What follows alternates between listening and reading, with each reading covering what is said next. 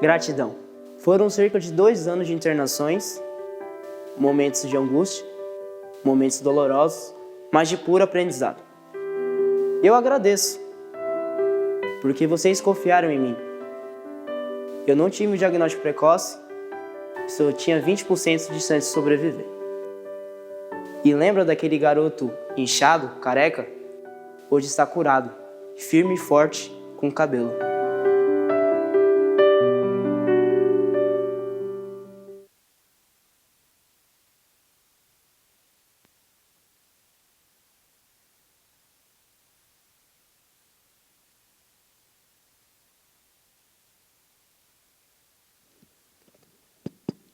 Boa tarde a todos e todas. É um prazer estar aqui, em nome do Pequeno Príncipe. Preparamos esse painel com muito carinho. O Complexo Pequeno Príncipe, para quem não conhece, ele é uma organização que vai fazer 100 anos agora em outubro. 100 anos não é para qualquer um, né?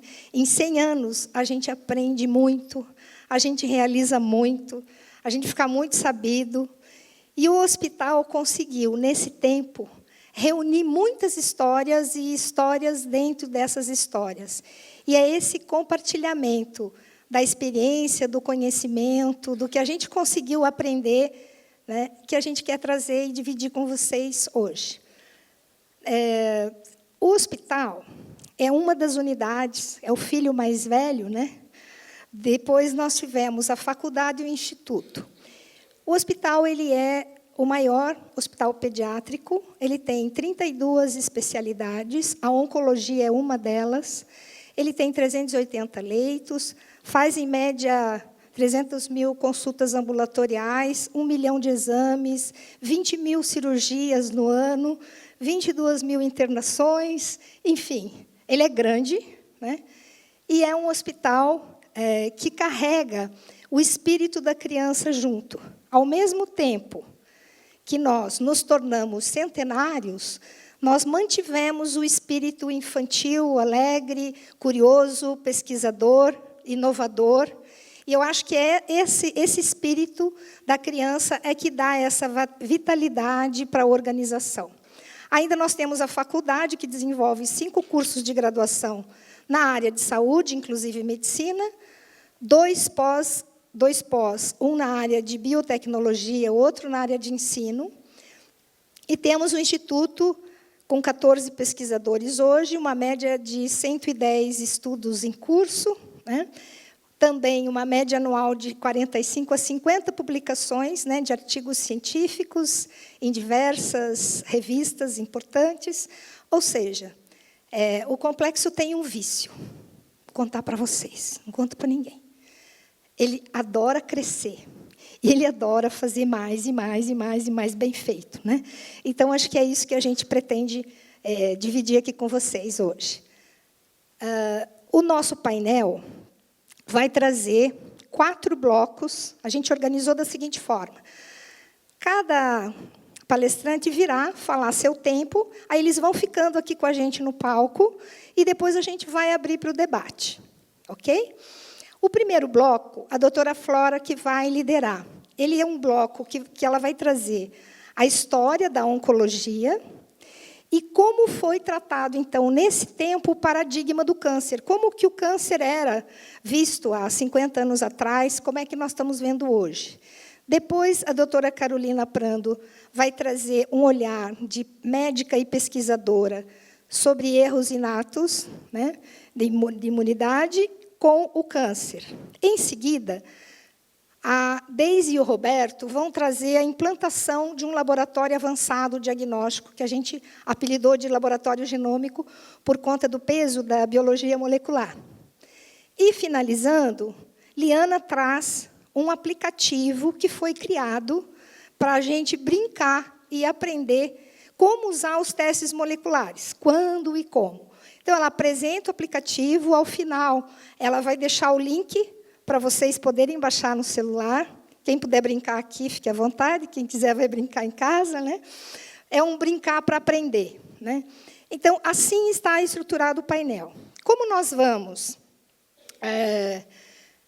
A gente vai procurar deixar vocês bem à vontade, na medida que eles forem falando. Se alguma questão vocês já quiserem colocar, vão escrevendo, tem pessoas que podem pegar as escritas e a gente vai recolhendo as questões que vocês querem aprofundar. Durante as falas mesmo, já vão fazendo e já vão nos mandando. Quando a gente abrir para debate, a gente daí dá a oportunidade, ou para a gente ler as questões que vocês levantaram, ou mesmo, se vocês preferirem falar, a gente também pode organizar o debate dessa forma. Fica bom assim para vocês? Então, tá bem. Assim, deixa eu falar mais uma coisinha que é segredo. A gente sabe que o último painel está todo mundo cansado, né? Tem gente que está aqui desde manhãzinha. Mas vai ser tão legal que vocês não vão nem perceber o cansaço. Tá? Então, fiquem bem à vontade. A gente também trouxe agora 2 minutinhos para vocês sentirem o espírito do hospital que a gente vai colocar no vídeo. Trabalhar com criança é maravilhoso. Trabalhar com oncologia é difícil. Trabalhar com criança com câncer é mais difícil ainda. Né? Então, a gente quer dividir com vocês um pouco essa dor e alegria, né, de estar com essa vitalidade das crianças e, ao mesmo tempo, a ameaça de uma doença que eles têm que enfrentar. Tá? Solta o vídeo, por favor.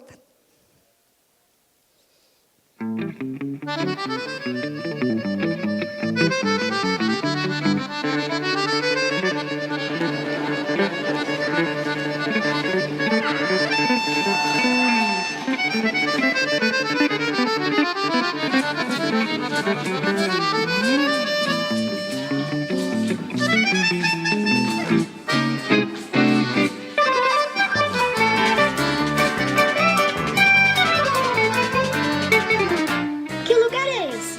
Difícil de escrevê-lo, encantador ao vê-lo.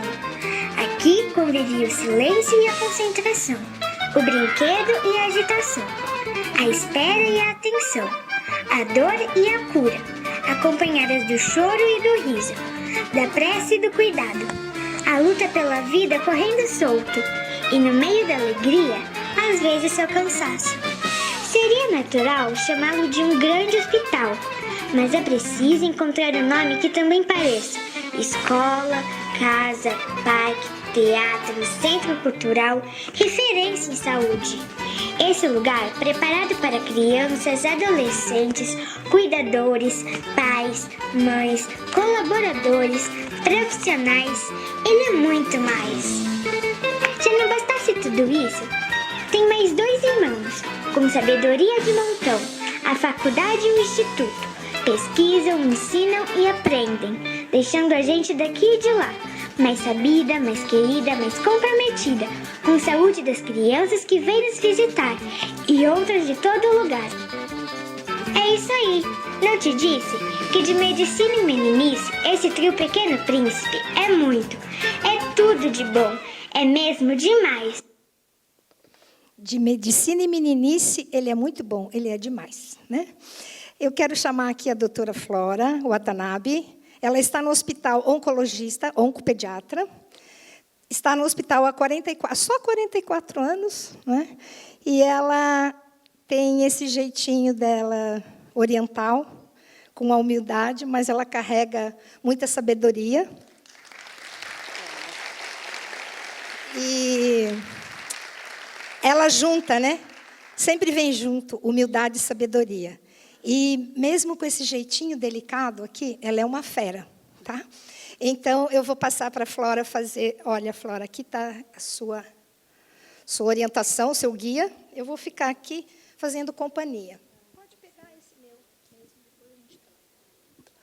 Boa tarde a todos. Obrigada pela presença no final de tarde.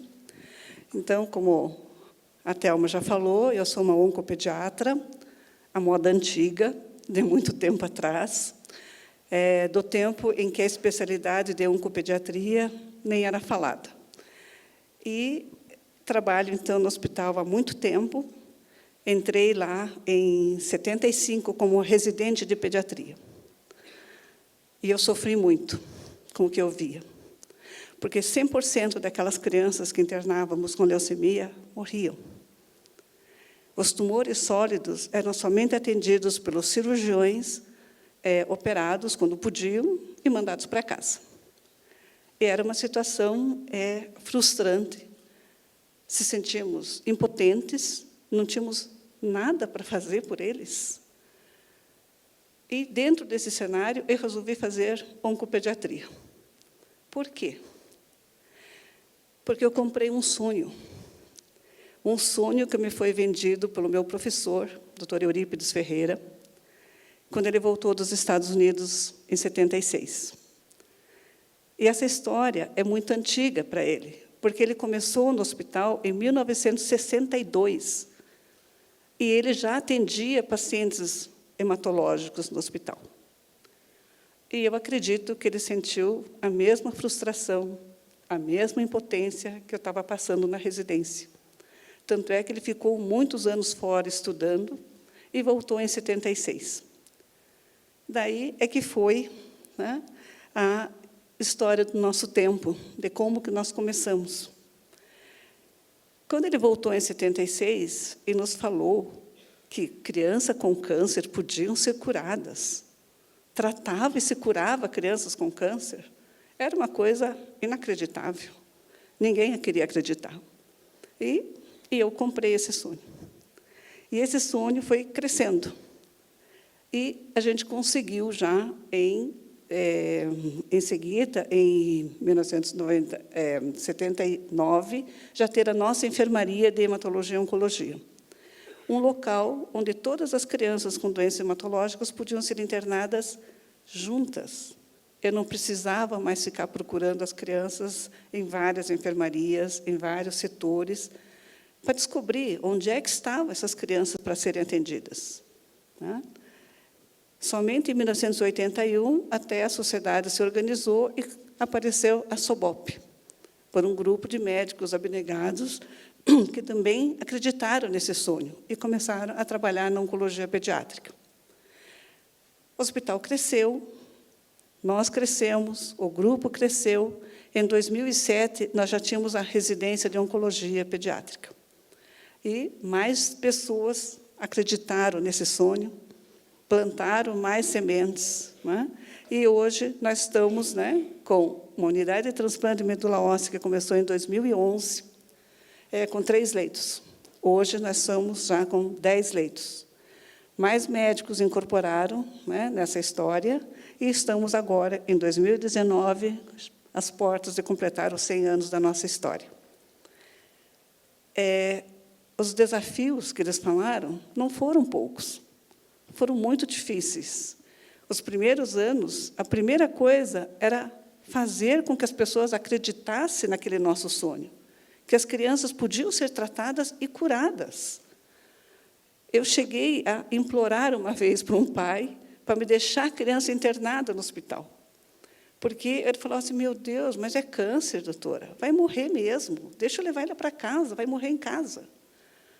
E era um linfoma de Burkitt. E esse pai falou assim, não, ficar aqui com uma criança que vai morrer, eu vou perder meu emprego. E eu pedi, pelo amor de Deus, para me dar 1 semana. Pai, 1 semana, pai. Deixa aqui ela conosco. Se ela não melhorar, eu prometo que eu deixo a senhora levar ela embora.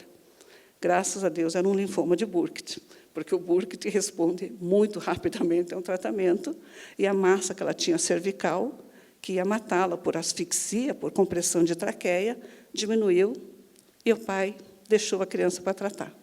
Hoje, ela tem deve ter 45 a 46 anos, casada, com filhos. Então, uma história que me marcou muito, e que a gente tinha que acreditar, investir naquelas crianças. Mas não era só as famílias que não acreditavam. Nem os médicos, às vezes, não acreditavam, os nossos colegas do hospital. Mas você é louca, o que você está fazendo oncologia? Tratando dessas crianças que vão morrer. Pedir para os colegas enviarem, assim, não, pelo amor de Deus, deve ser uma leucemia, encaminhe essas crianças para a gente tratar. E nem adianta, vai morrer mesmo. Então, essa mudança de paradigma que hoje temos, de investir nos pacientes com câncer, né, foi batalhado a duras penas. Né? E hoje, né, a nossa outra luta que foi falar no painel anterior, a realização do diagnóstico precoce. Imagina se não queriam nem tratar a doença avançada, quanto mais trazer para fazer um diagnóstico precoce. E o grande problema na criança é que os cânceres na criança, eles são muito rápidos na evolução. E não existe prevenção para o câncer pediátrico. A única saída que temos é o diagnóstico precoce. Não há outra saída. Se não fizermos o diagnóstico precoce, há grande chance de perdermos essas crianças. E a nossa diferencial mesmo não é só fazer o diagnóstico precoce. Diagnóstico rápido, eficiente, para que o tratamento comece o mais rápido possível. Esse é um grande desafio. E o tratamento hoje, como vocês puderam ver nesses dias, mudou muito daquele arsenal de 4, 5 quimioterápicos que tínhamos para tratar uma leucemia. Não é? Hoje são dezenas de quimioterápicos, dezenas de anticorpos monoclonais, terapias-alvo, e que, então, o nosso desafio é conseguir que todas as crianças, de fato, possam ter acesso a esse tratamento, não é? E com essa estrutura de saúde, de subfinanciamento, né? De recursos muito pequenos para o nosso tratamento. Então, os nossos desafios ainda continuam. Temos crianças que chegam tarde, temos dificuldades no tratamento de conseguir os medicamentos eficazes, verdadeiramente eficientes. Temos ainda algumas dificuldades de conseguir medicamentos que simplesmente desaparecem do mercado. Falta, não é a gente não poder comprar, querer comprar e não existir no mercado para comprar, porque o Ministério simplesmente parou ou suspendeu a autorização daquele medicamento, que temos que importar diretamente para poder fornecer aos nossos pacientes. Então, você veja que os nossos problemas continuam e a gente tem que continuar batalhando. Então, esses avanços todos, né, ainda, né, se traduziram, de fato, em muita melhora de sobrevida e de vários índices de cura.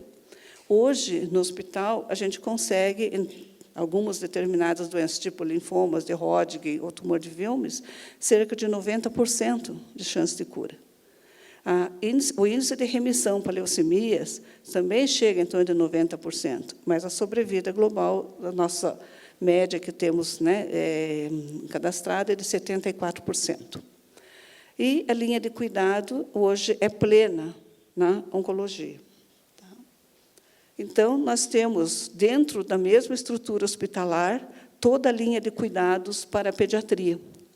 Desde a primeira consulta, quando as crianças chegam ou encaminhadas, ou no pronto-socorro, ou do consultório do pediatra, do posto de saúde, nós temos a plena condição de aceitar essas crianças para serem avaliadas pela oncologia, fazer o diagnóstico. Temos crianças assim de históricos que entraram no hospital num dia, pela manhã, à tarde já tínhamos coletado o mielograma, fechado o diagnóstico de leucemia, no dia seguinte começa a quimioterapia. Claro, nós não tínhamos todo o exame de molecular, citogenética, mas o diagnóstico já estava confirmado. Podíamos começar o tratamento no dia seguinte, em menos de 24 horas, e a criança, se estiver em boas condições, com diagnóstico precoce, sem infecção, sem sangramento, sem riscos, ter alta e continuar o seu tratamento ambulatorial. Olha a diferença que faz, né, um diagnóstico precoce, rápido, antes que aconteçam as complicações de uma doença grave como essa. Então, o início do tratamento com a quimioterapia, a internação, se necessário, a cirurgia, temos uma equipe de especialistas muito grande, né, como a Thelma falou, de 32 especialidades, e nós temos condições de precisar uma lise tumoral, o nefrologista está lá. Podemos fazer a hemodiálise dessa criança rapidamente. Precisa de um neurologista, de uma intervenção cirúrgica, neurológica, também temos ali. E hoje nós já temos também o transplante de medula óssea, que também nos ajuda muito nas situações mais difíceis, com alterações moleculares ou com diagnóstico já confirmado de que terá uma má evolução ou ter um risco muito grande de recidivas, e ir para o transplante no tempo correto, não depois que recidivou 1, 2 vezes, na primeira remissão. Então, eu acho que é o grande trunfo do hospital, de termos toda a linha de cuidado completa dentro da mesma estrutura.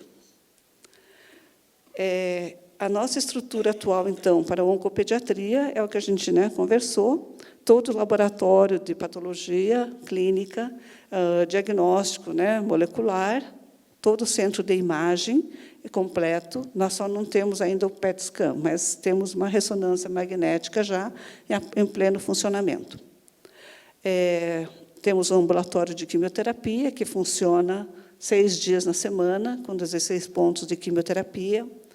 Os leitos de internamento, então, são 10 leitos de TMO, mais 20 leitos entre SUS e convênios. E temos as 4 unidades de UTI, que nós damos suporte em todas as emergências. Normalmente se interna na unidade clínica, mas na emergência a gente tem acesso a qualquer uma das unidades. E o diferencial do nosso hospital, de fato, como tem se falado muito nesse simpósio, é a humanização. Somos pioneiros em várias ações unitárias, e que, para quem viu, provavelmente vocês não, mas o tempo dos hospitais, que era o nosso hospital de crianças, as crianças ficavam sozinhas internadas. E o tempo de internamento deles, às vezes, era muito longo, porque as crianças eram pobres, do interior, e que não tinham condições de vir para a visita. Então, as visitas eram 3 vezes na semana, por meia hora. Impossível. As famílias nem vinham para as visitas. Então, a ligação afetiva, coisa que tínhamos com as crianças, era muito grande. Quantas vezes presenciei crianças que estavam no meu colo, no colo da enfermagem, não querendo nem ir para o colo da mãe, porque já nem lembrava mais, não conhecia mais. Isso era uma coisa que doía. Imagine, doía para nós, imagine para uma mãe. Então, uma dos programas de humanização, uma primeira, talvez, que aconteceu, de fato, foi da mãe participante. Essa mãe participante poderia ficar 24 horas dentro do hospital acompanhando a sua criança. Isso em 1982. Nem existia ainda da criança, Estatuto da Criança e do Adolescente, e que foi 2 anos mais tarde. Esse programa da mãe participante se tornou família participante. E o hospital hoje tem o setor de descanso, para banho, para troca dessas famílias, para poderem acompanhar as suas crianças. Tem a casa de apoio. Então, todo esse olhar humanizado ao ver a criança como um todo. Então, isso é muito, muito importante para o nosso hospital. Só alguns números. Então, temos assim, mais de 15 mil famílias atendidas, temos a escola dentro do hospital, o programa de educação e cultura com a escola, um voluntariado robusto. Então, essas práticas humanizadoras que são as coisas que fazem a diferença. E o processo educacional para as famílias, com as publicações de que saber mais, participar melhor. Tá? Vou ter que encerrar, mas temos ainda o Comitê de Ética em Pesquisa e de Bioética, que fazem esse apoio para o corpo clínico e os profissionais dentro do hospital na resolução de conflitos éticos e bioéticos. Então, obrigada. E só uma palavrinha, que a maior satisfação que eu tenho em trabalhar todos esses anos dentro do hospital é poder ver, mesmo aquelas famílias que perderam suas crianças, ou que estão com os filhos adultos, casados, voltarem e mostrarem. São profissionais, eu tenho médicos, enfermeiros, fisioterapeutas, que continuam a germinar aquele sonho e fazer crescer esse sonho. Então, vamos continuar sonhando e trabalhando muito. Muito obrigada. Obrigada a nós. É uma tarefa difícil lembrar os tempos aqui, né? A gente vai ter a Flora, fique à vontade, Flora, pode sentar no cantinho aí. Cada um vai ter que falar dentro do seu tempo, mas depois no debate a gente vai poder aproveitá-los melhor. Doutora Carolina Prando é pesquisadora, médica. Ela vai falar sobre a relação da imunodeficiência com o câncer para nós. É daquelas profissionais. O que a Carolina reúne, né? Ela é diretora de uma área de medicina translacional que busca fazer a ponte entre o Instituto de Pesquisa e o hospital, ou seja, entre a pesquisa e a assistência, né? Fazendo essa ligação. E ela é uma médica, e ela reúne uma médica, e como pesquisadora, cabeça e coração.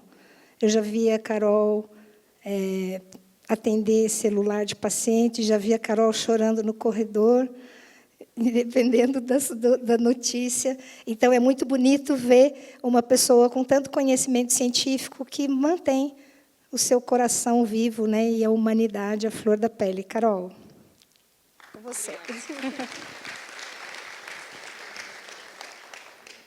Cadê o passadorzinho?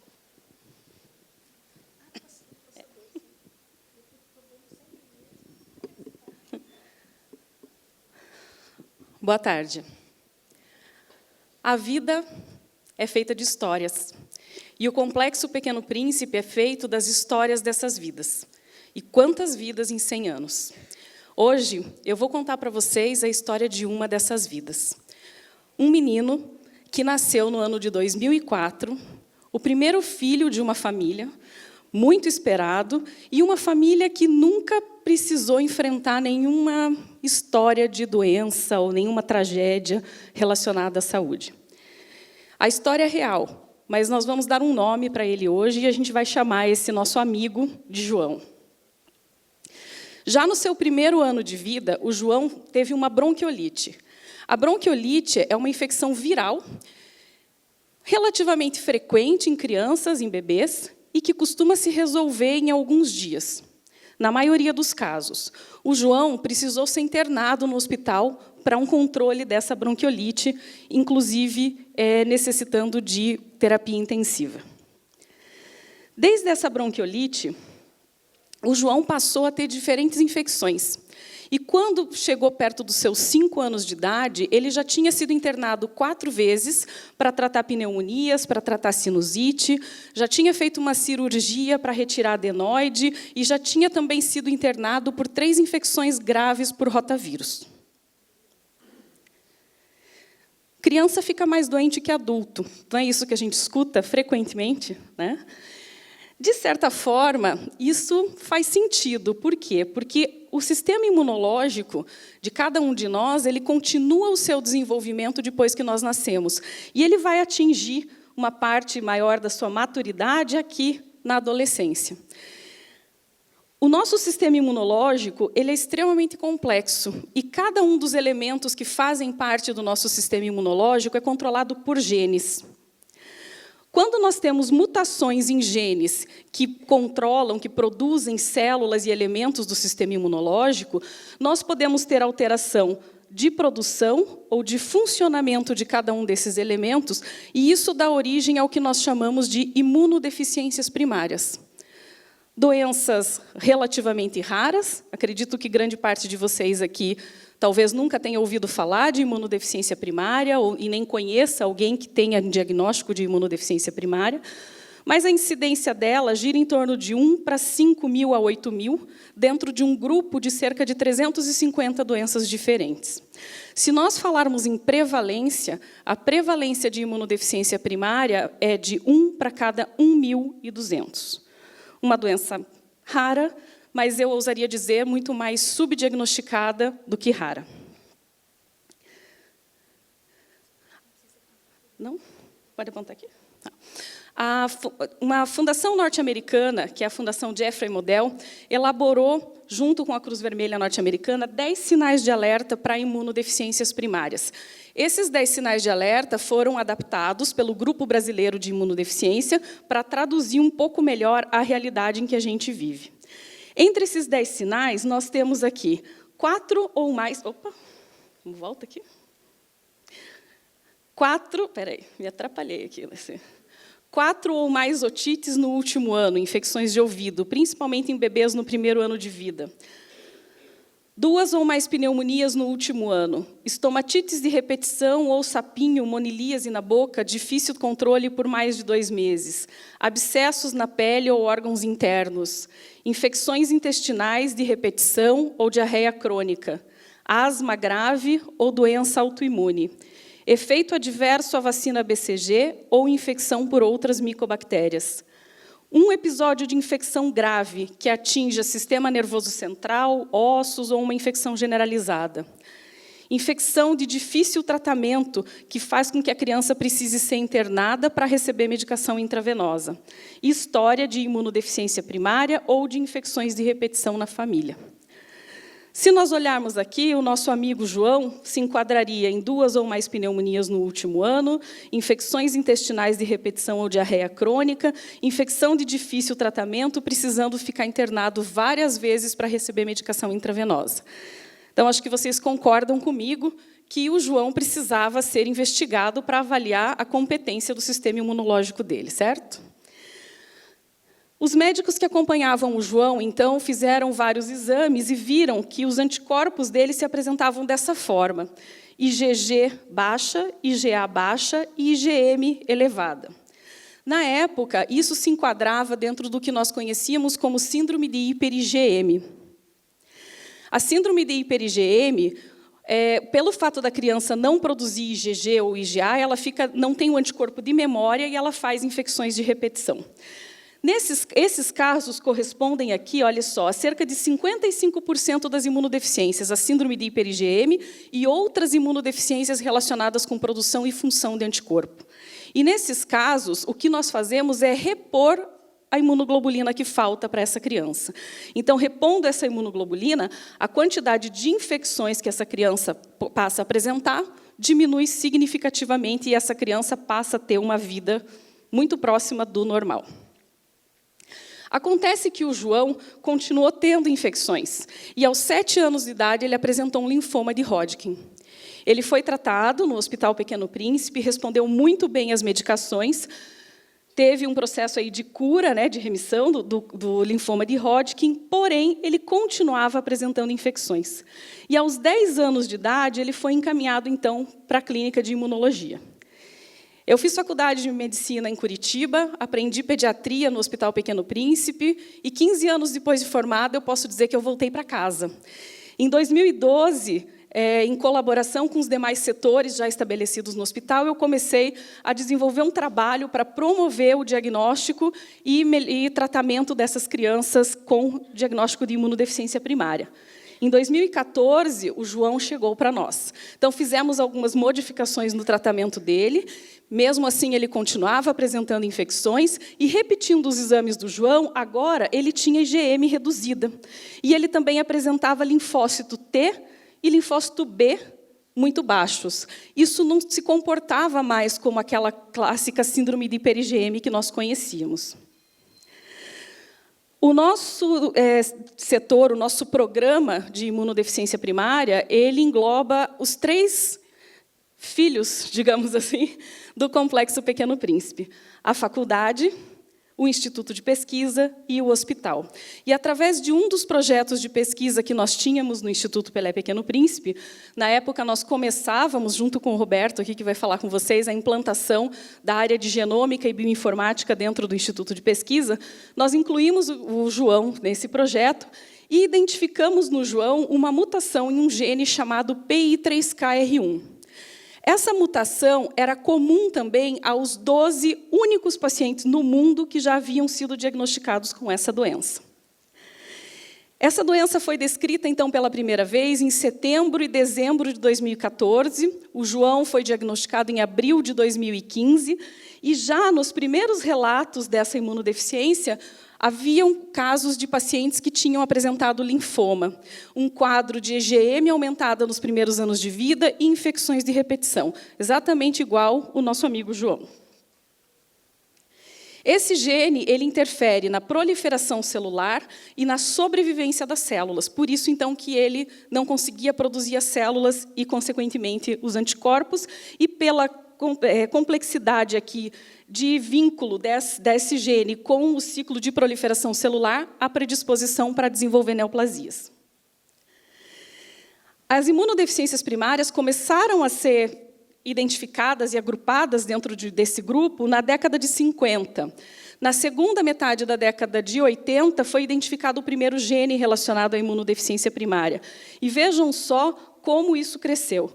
Então, graças às técnicas que nós temos hoje de genética, de genômica e de bioinformática, hoje nós entendemos muito mais sobre como acontecem as imunodeficiências primárias, essa suscetibilidade maior à infecção, e sabemos que ela vem acompanhada também de maior suscetibilidade a desenvolvimento de câncer, autoimunidade e autoinflamação. Então, existe hoje em dia um movimento para que a gente deixe de chamar esse grupo de 350 doenças de imunodeficiência primária e a gente passe a chamar esse grupo de doenças de erros inatos da imunidade. Desde 1974, já existem artigos que observaram o aparecimento de câncer em pacientes com erros inatos da imunidade. E um artigo mais recente, de 2017, avaliou os pacientes com erro inato da imunidade registrados dentro do programa norte-americano. De 3.658 pacientes, 117 desenvolveram câncer. Principalmente linfoma, seguido, então, de infecção de câncer de pele e outros tipos de câncer. E a maior parte desses pacientes que desenvolveram câncer tinham problemas relacionados à produção ou função de linfócitos B e imunoglobulinas. A partir desse dado, eles compararam, então, o que aparecia no registro norte-americano de pacientes com imunodeficiência com o registro do National Cancer Institute, que traz estatísticas de câncer na população geral. E o que eles observaram? Que existe um risco cerca de 10 vezes maior de pessoas com imunodeficiência primária desenvolverem linfoma. Em compensação, os outros tipos de câncer não apresentavam um risco maior do que a população geral. Esse outro estudo mostra pacientes da Suécia e da Dinamarca com defeitos mais complexos na produção de anticorpos, ou então só a deficiência de IgA, e eles observaram um risco 12 vezes maior de desenvolver câncer nesses pacientes com imunodeficiência comum variável, o que não foi observado nos familiares sadios e nem na deficiência seletiva de IgA, mostrando, então, que o câncer em imunodeficiência primária provavelmente esteja relacionado a vias específicas de sinalização do sistema imunológico. Em 2018, uma reunião, um consenso de vários grupos que tratam de imunodeficiência, transplante de medula óssea na Europa, definiram, então, quais seriam os tópicos que nós precisamos dar atenção, melhorar e investir quando a gente fala de câncer em imunodeficiência primária. Precisamos melhorar o diagnóstico clínico e histopatológico, precisamos melhorar os tratamentos, incluindo o transplante de medula óssea, que é o procedimento que cura e salva a vida de muitos casos de imunodeficiência primária, o acesso a novos alvos terapêuticos e a identificação de erros inatos da imunidade a partir do desenvolvimento de câncer em uma criança ou adulto. Os erros inatos da imunidade, então, em relação ao câncer, oferecem para a gente uma oportunidade de dissecar o papel do sistema imunológico em nível de genes e vias de sinalização específicos. E nós já sabemos, o papel da vigilância imunológica em relação ao desenvolvimento do câncer. E também o papel das terapias relacionadas ao sistema imunológico para o tratamento. Isso vai nos trazer informação de novos alvos terapêuticos em câncer, então poder desenvolver novas alternativas de tratamento para situações que hoje em dia a gente não consegue controlar, além de trazer também a oportunidade de novos tratamentos para os próprios erros inatos da imunidade. Mas e o nosso amigo João? sabendo que a imunodeficiência do João, ou o erro inato da imunidade do João, não é apenas um defeito na produção de anticorpo e que a reposição de imunoglobulina não vai ser suficiente para ele, existe, então, a formalização de uma indicação do transplante de medula óssea. O João foi transplantado aos 15 anos, no Hospital Pequeno Príncipe. E talvez cuidado aí por algumas das pessoas que estão sentadas aqui assistindo. Alguns meses se passaram desde o transplante do João. Algumas intercorrências próprias do processo do transplante já foram resolvidas. Outras estão em processo de resolução. Mas eu acho que a gente já pode comemorar, junto com o João, né, o início de uma nova vida. Obrigada.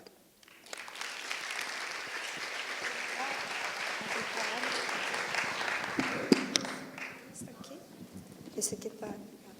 Muito obrigada, doutora Carol. A gente quer ficar ouvindo mais e mais, mas tem mais gente para falar. Agora a gente vai entrar no bloco da implantação do laboratório genômico. Eu vou chamar aqui a Daisy Schwartz e o doutor Roberto Rossati, que veio da Itália, e agora já achou uma casa para morar, que é a nossa. A Itália o perdeu e nós o ganhamos. A Daisy, ela é diretora da área de diagnóstico do hospital e ela reúne uma coisa muito legal, que é o conhecimento técnico do diagnóstico e a capacidade de gestão. Por isso, muitas coisas estão em pé e a gente enxerga esse resultado. E o Roberto, vou contar para vocês já, que o Roberto ele sabe duas coisas muito legais e difíceis: bioinformática e genética, vocês sabem? Difícil, né? E ele explica para a gente de um jeito que a gente quase entende, daí fica ótimo. Então, é com vocês.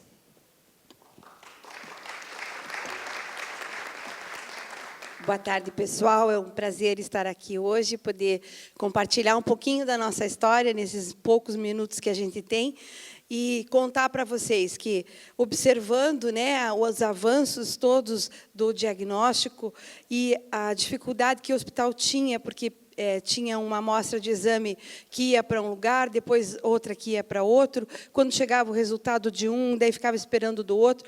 A gente estava com o diagnóstico fragmentado dentro do hospital. Observando essa necessidade de centralizar tudo, a gente, então, construiu, né, um laboratório moderno em que a gente tem todas as áreas unificadas e os nossos profissionais podem, assim, interagir com o nosso corpo clínico e, dessa forma, rapidamente, discutíamos no painel anterior a importância do diagnóstico precoce, mas eu acrescento que não só o precoce, mas o célere, porque a gente fica, muitas vezes, esperando que as coisas evoluam, né? E lá no hospital, pela nossa característica de inquietude, de não se conformar, de não querer fazer mais do mesmo e sim trazer inovação, nós resolvemos, então, implantar esse projeto. Esse projeto foi financiado por um Pronom, né, um valor impactante, e a gente, então, foi em busca de uma equipe, né, que fosse especialista em todas as áreas que a gente precisava dentro da nossa área diagnóstica, né? Construímos um imóvel especificamente para isso, porque as técnicas necessitam, né, que estejam em ambientes apropriados, e a gente, então, investiu na compra dos equipamentos. Temos lá tecnologia de ponta para fazer toda a parte de diagnóstico molecular, a partir da anatomia patológica para o diagnóstico molecular completo, disponibilizando, assim, para o nosso corpo clínico uma orientação na tomada rápida de decisão. Os nossos equipamentos, como eu disse, são modernos, a gente procurou trazer o que tem de melhor, né, dentro do mercado. Nós temos, entre outras coisas, um scanner de lâminas, em que a gente está podendo implantar o serviço de telepatologia, não só nós com outros serviços de referência aqui no Brasil, mas também com outros serviços fora do país, em que a gente tem convênios e acordos, né, de troca de experiência e expertise, porque vocês sabem que tem as doenças que são muito específicas e, às vezes, a gente precisa estar trocando essas opiniões. Então, nossa equipe está apta para trazer isso rapidamente para os nossos médicos. O nosso portfólio de exames, vocês devem ter recebido nas pastas, tem essa carinha, né, o nosso menu de exames está ali listado, quando for necessário solicitar. Logicamente, nesse momento, nós implantamos também a maior parte dos exames da oncopediatria, estamos voltados para os sequenciamentos, painéis, enfim, todos os exames moleculares necessários para atendimento ao paciente pediátrico. E nós implantamos, então, as bancadas de biologia molecular, em que a gente pode fazer os exames, os marcadores de FISH, do PCR, do qPCR, da metodologia de Sanger. Nós temos os painéis de genes e até nós realizamos lá no nosso laboratório de diagnóstico avançado, realizamos até exoma. Dentro dos painéis de genes, a gente selecionou o que mais estava dentro da nossa casuística, né? Então, os painéis para doença residual mínima, estamos implantando a metodologia de HLA, estamos já com isso bem desenvolvido dentro da nossa área técnica, fazemos o exame de quimerismo para fazer o acompanhamento do transplante, e temos também um painel oncológico, OncoKids, um painel pediátrico, em que a gente testa 203 mutações dentro de um menu já selecionado do que é mais provável para o câncer pediátrico. Isso trouxe para o nosso diagnóstico rápido, né, para a nossa equipe, para o nosso corpo clínico, uma oportunidade que eles não tinham antes de a gente ter isso tudo agrupado, em que os nossos profissionais podem conversar uns com os outros e indicar, olha, doutor, eu observei essa variável aqui, vamos acrescentar mais esse exame. Isso vai tornando o diagnóstico rápido, como é necessário. Temos, então, também a parte de citometria de fluxo, né, fazendo a imunofenotipagem, isso é convencional, mas antes a gente mandava para um serviço a imunofenotipagem, para outro serviço a anatomia patológica, para outro serviço a gente mandava a parte de citogenética, e isso ficava fragmentado, e a gente perdia, de fato, tempo, não tendo tudo junto e todo mundo conversando e podendo entregar o resultado rapidamente para as crianças. Trouxe uma diferença incrível, né? E a gente ainda está desenvolvendo ainda algumas coisas, implementando outras, e no decorrer agora dos próximos meses, a gente vai estar sempre mudando e ampliando e melhorando para que o corpo clínico tenha esse acesso rápido e possa tomar as decisões, não só no diagnóstico, mas também no acompanhamento, né, na doença residual mínima e outras condutas que precise fazer durante o tratamento. Na anatomia patológica, a gente faz não apenas a imunohistoquímica, mas também a congelação, e a gente está implantando dentro da nossa área do centro cirúrgico uma sala limpa especificamente para poder trabalhar essas técnicas moleculares no percirúrgico. Então, nós estamos evoluindo muito nesse sentido e a duras penas, porque se de um lado a gente está evoluindo tecnicamente, o financiamento vocês sabem, é difícil, né? Não tem financiamento. O SUS, agora há pouco, uma colega apresentou, paga R$ 7,00 uma citologia, né? Então, a gente fica inquieto com isso. Faltam realmente cerca de 30 milhões anuais no nosso orçamento. A gente vai em busca de financiamento para tudo, a gente corre contra o tempo para poder oferecer o que há de melhor. Temos lá equipes estruturadas para estarem em busca das melhores soluções para as nossas crianças. Porque se tratar um adulto, um idoso com câncer é difícil, tratar uma criança é muito mais difícil. Também temos as outras áreas de apoio, né, dentro do hospital, não apenas a parte de diagnóstico laboratorial e anatomopatológico, mas também a parte de exames de imagem. A gente tem tomografia, a gente tem ultrassom, a gente tem ressonância e diversos equipamentos, a parte de ecocardio, eletrocardio, enfim, nós temos diversos setores de diagnóstico de imagem, todos integrados, e isso facilita muito na análise dos médicos e nas tomadas de decisão. Uma coisa que eu quero deixar como uma pergunta, né, já está quase acabando o meu tempo, mas a gente vem discutindo muito esse material recente, agora de agosto, uma matéria que foi publicada.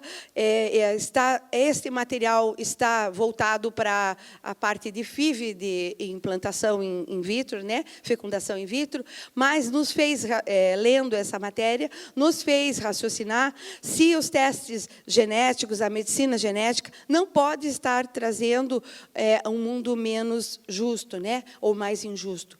Porque se nós não pudermos propiciar acesso a todos com equidade, nós estaremos deixando que somente aqueles que têm maior poder aquisitivo tenham acesso a essa tecnologia, e isso seria, de fato, injusto na nossa concepção. Então, dentro do nosso planejamento estratégico, dentro das nossas diretrizes institucionais, a nossa mandala, a empatia e a compaixão é que nós devemos levar, disponibilizar tratamento igual para todos. E não interessa para nós se o paciente veio pelo SUS, ou se o paciente é do convênio, ou se ele é particular. Lá no hospital, ele vai ter diagnóstico completo em todas as suas nuances. Nós não diferenciamos isso. O corpo clínico é o mesmo, a área técnica é a mesma, onde realizamos todos os exames com todos com os mesmos direitos. E, para isso, a gente corre atrás para poder pagar a conta. Era isso, muito obrigada.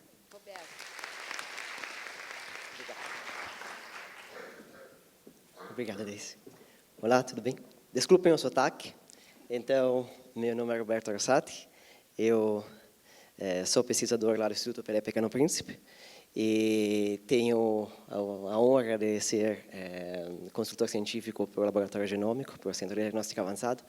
E vou falar de ensaios moleculares na oncologia, suas similaridades e suas complementaridades. Tenho a honra de fazer parte do time do Laboratório Avançado, por quê?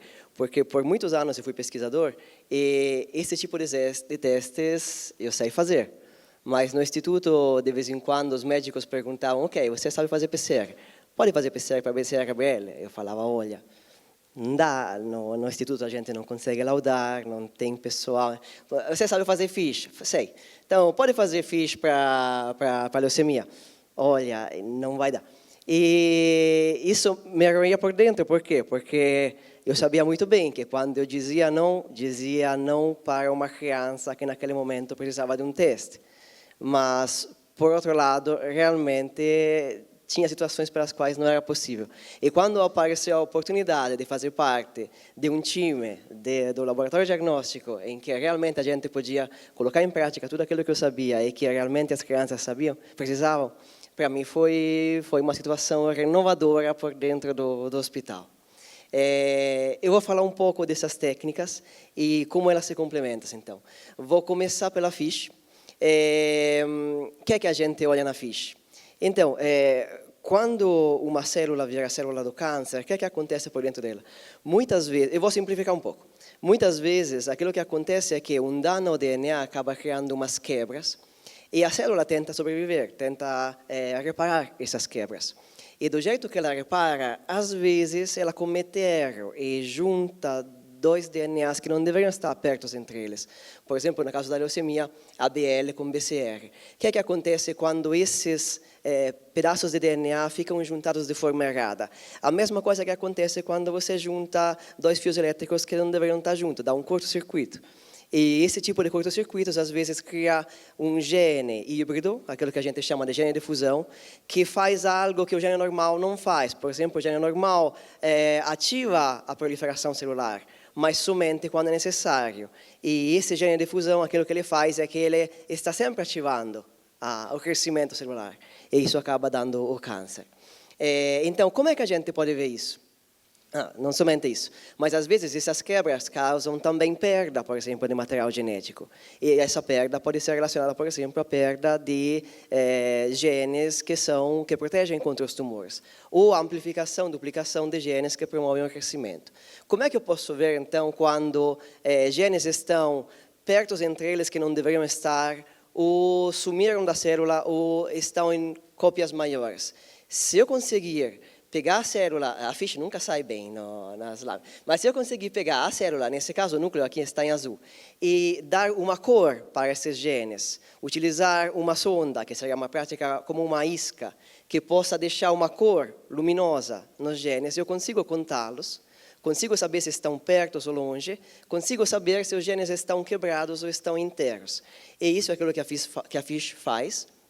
Então, é um teste que é muito interessante, por quê? Porque eu consigo olhar células uma por uma, então consigo saber se numa minoria até de células existe alguma alteração. Eu consigo ter uma visão bem interessante do espécime. E, claro, eu consigo analisar, então, fusões entre genes, se eu vejo se as duas cores estão perto entre eles. Quebra de genes, se eu vejo se as cores estão separadas e ambas fazem parte do mesmo gene. E posso ver também perda ou ganho de DNA, porque só eu utilizar como isca aquele gene, eu vou saber se aquele gene está no número normal de cópias ou está amplificado. Por que eu quero ver isso, então? Porque, como eu falei, isso acontece em células do câncer, mas não acontece somente por acaso. Na prática, quando o acontecimento não é uma coisa transitória, realmente isso está puxando o câncer a crescer. Então, se eu consigo identificar esse tipo de coisas, consigo informar o médico a algo que está acontecendo naquela célula que está diretamente relacionado ao prognóstico. Então, essa é a ficha.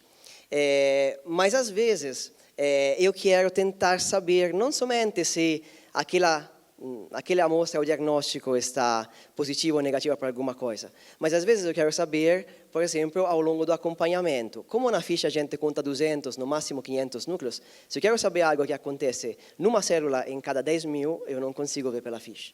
Daí existem outros testes que são PCR em tempo real, que são testes muito precisos, muito exatos, e nos conseguem dizer, no caso da PCR, que é aquela à esquerda, positividade ou negatividade por algum gene de fusão.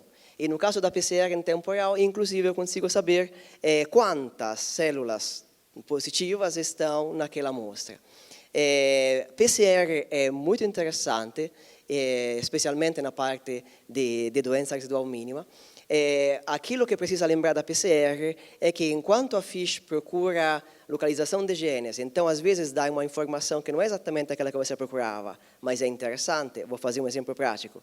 Se eu procuro a translocação TEL a ML1, que acontece na leucemia, às vezes é negativa, mas eu consigo ver que existem muitas cópias de ML1, e isso também é importante para o médico. Na PCR, não, a procura é exata, é igual praticamente, se me permitem, a busca de uma palavra no Microsoft Word. Eu procuro exatamente para aquela palavra num texto. Agora, se aquela palavra existe, ele me diz quantas vezes existe. Mas digamos que eu procuro a palavra amor, e na verdade naquele texto eu tenho a palavra paixão. Eu não vou encontrar, porque eu estou procurando por um sinônimo. Então, a PCR é muito importante, é fundamental, mas tem que lembrar que os genes de fusão também possuem sinônimos, e às vezes a FISH consegue procurar por todos os sinônimos, e a PCR não. A PCR teria que ser um teste para cada sinônimo. Sequenciamento Sanger, eu tenho que ir rápido porque tenho pouco tempo. Sequenciamento Sanger, às vezes, aquilo que está puxando o câncer é uma mutação muito pequena. Às vezes é uma base só, por exemplo, BRAF, por exemplo, FLT3 ou NPM1. Às vezes, uma base de diferença faz a diferença no gene se comportar como normalmente deveria, ao gene ser sempre ativo e nunca parar de produzir um sinal de crescimento. Então, quando é uma base só, eu preciso ler base por base. E isso é aquilo que o sequenciamento Sanger faz. Então, também é um teste bastante importante e, para essa parte de base singular, é fundamental. Nesse congresso, vocês viram, se vocês participaram de outras palestras, vocês viram que um monte de gente falou de sequenciamento de painel de genes e de terapias personalizadas e de medicina personalizada. Por quê? Quando eu falei da PCR, eu falei que ela busca um sinônimo por vez, e a pergunta é exata e a resposta é exata, mas tem que ter uma pergunta só. E que o sequenciamento Sanger, ele busca bases singulares. Agora, o que é que o sequenciamento de painel de genes faz? Ele consegue analisar tantas sequências, praticamente numa corrida só, são milhões ou bilhões, que na prática, não somente você pode fazer uma pergunta igual a PCR, mas você consegue fazer 1.000, 2.000 perguntas para esse painel. Então, você consegue fazer o equivalente de 1.500, 2.000 PCR numa amostra só, num experimento só, de 2 dias.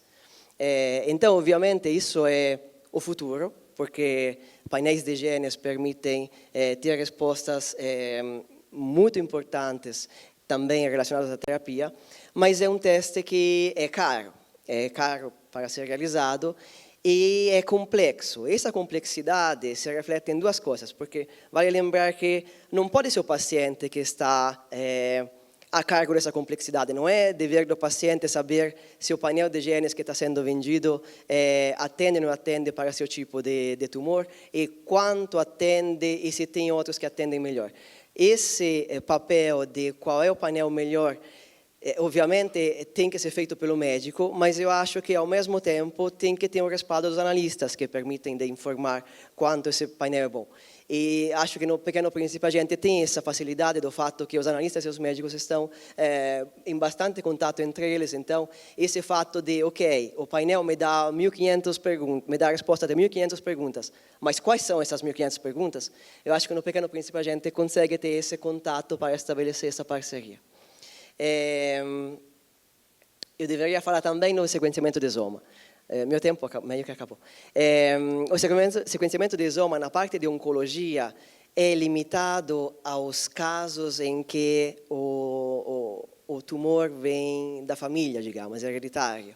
Porque fazer rizoma no tumor em si pode ser menos interessante do que fazer um painel de genes bem feito, porque o painel de genes tem as perguntas certas. E o rizoma tem 200, 300 mil perguntas, mas daquelas 200 mil perguntas, de repente, aquelas importantes para o tumor são bem menos, e o painel de genes é muito mais focado.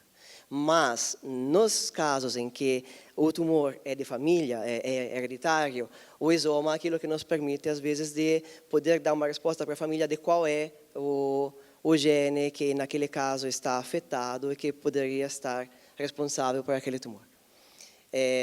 Infelizmente, eu tive que falar muito rápido, mas, em princípio, é isso. E qual é a ideia, então, nossa? Obviamente, como foi falado em outras palestras, se a gente pensar em fazer tudo para todos, acaba o dinheiro. Então, aquilo que tem que ser feito é um sistema escalonado, pelo qual, quando um paciente já está enquadrado bem, se responderá ou não responderá bem na terapia, com testes que não são o painel de genes, de repente, nem poderia ser necessário realizar esse painel, também sempre acompanhando a terapia em como está sendo, como está desempenhando. Mas aquilo que é importante é que, como a Daisy falou, cada paciente, afinal, consiga ter o melhor diagnóstico possível e a melhor avaliação da sua doença possível para que seja tratado de forma correta. Então, obrigado, desculpem a pressa. Eu não disse que a gente quase entende? Daqui a pouco a gente vai sair e contar no jantar aí o que a gente aprendeu com o Roberto. Agora eu vou chamar a Liana Alves de Oliveira. Chegou a vez da gente conhecer o aplicativo Gameomics. Ela é doutora em genética, coordenadora, professora, e é representante, um talento da nova geração. Eu adoro lidar com a pesada, porque, assim, aquilo que a gente não fez no mundo melhor, eles vão fazer. E a gente tem certeza que eles vão fazer. Porque, de fato, eles têm essa nossa expectativa e uma condição melhor que a gente. O que a Liana reúne? Ela reúne a inteligência com a disciplina e o cuidado que ela tem para dedicar e a qualidade da entrega que ela faz. Então, vocês vão poder ver isso hoje. Eu acho que esse é o grande valor da contribuição da Liana na nossa instituição. Vamos lá? Então, boa tarde a todos, né? O título da minha parte da fala aqui é Assistência, Ensino e Pesquisa na Prática. Eu não sei se todos vocês repararam que o título nosso, né, geral, aqui do nosso painel, era Oncopediatria, o nexo virtuoso entre assistência, ensino e pesquisa. Então, vocês já puderam ver um pouco da importância da pesquisa, da relação da pesquisa com a assistência, e agora eu espero trazer também para vocês um pouco essa importância da gente ter esse olhar do ensino, esse olhar da educação. Então, como já foi bastante falado, a gente tem um complexo que inclui o hospital, a faculdade e um instituto de pesquisa. E esse aplicativo que eu vou apresentar para vocês, ele mostra isso, essa interação um pouco na prática, porque justamente ele é o quê? Ele é um aplicativo com um intuito educativo. Então, ele tem essa ideia, né, geral de ensinar as pessoas. E ele surgiu como um projeto de pesquisa dentro do nosso Instituto de Pesquisa, e ele fala sobre assistência. Então, a gente traz esses 3 âmbitos num único aplicativo.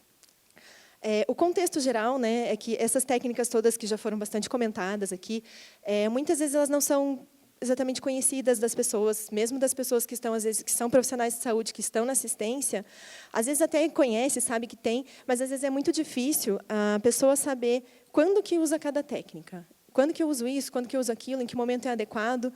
E isso não é uma realidade ali do Pequeno Príncipe, mas uma realidade do mundo. A gente vê mundo afora, quando a gente vai em congresso, a gente vê o pessoal reclamando disso. Assim, é complicado porque tem um monte de técnica nova, um monte de exame novo, e a gente não sabe direito o que fazer, quando fazer.